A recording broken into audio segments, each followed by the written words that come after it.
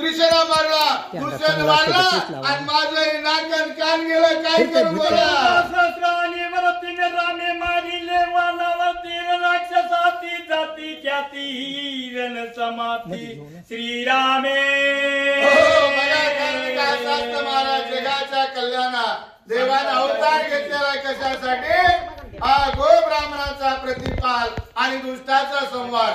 पृथ्वीवर ज्यावेळेस वाईट येताना तेव्हा देवाला अवतार घ्यावा लागतो आणि रामाच्या हातानं आता बऱ्या राक्षसांची मोठ्याची समाप्ती म्हणजे उद्धार होणार आहे. रडी राक्षसारण समाप्ती वार्ता सांगावया पुरती मी एक उरले परमादाती रामे शास्त्रयुक्ती सोडिले. काय करावं. सगळे गेले सगळे आणि सांगायला मला एकटीला ठेवलंय. महाराज खर गेला, त्रिशरा गेला, दुसर गेला.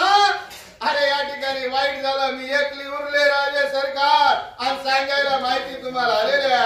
श्रीराम शास्त्री सर्वज्ञ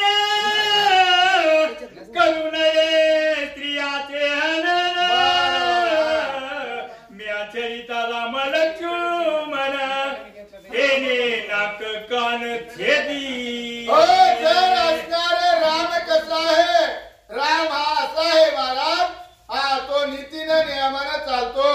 स्त्रियाचं हनन करणे हे रामाच्या व्याख्येत बसत नाही.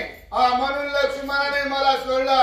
पण राम असलाय महाराज आता सगळ्या राक्षसाला संपवल्याशिवाय राहणार नाही असं मला वाटतं. कविता पुढील छळन छळने तेरे स्वयापना अरे मजाले प्रमाण विटंबन मुखे मुका.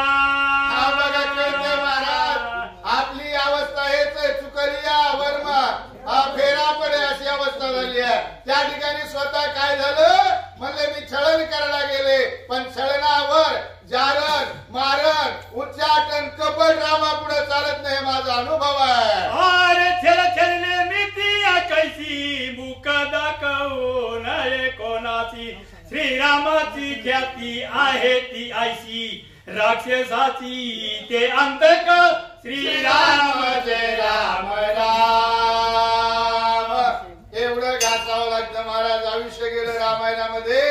इतकं मोठं वय माझ्या त्यांच्या वयात दुपटीचा फरक आहे पण माझ्या नाऱ्याला कोरडेच पडते.